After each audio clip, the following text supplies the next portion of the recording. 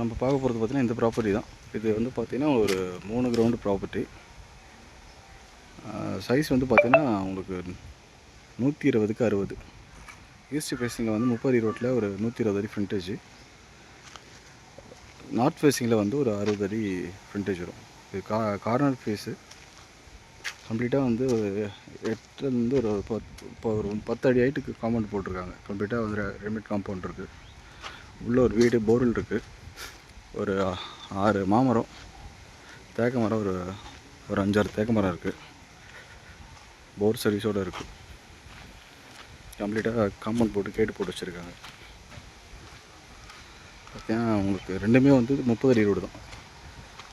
East ஃபேஸிங்கில் 30 அடி road. இது பார்த்திங்கன்னா நார்த் ஃபேஸிங்கில் வரும். நார்த் ஃபேஸிங்கில் ஒரு 30 அடி ரோடு.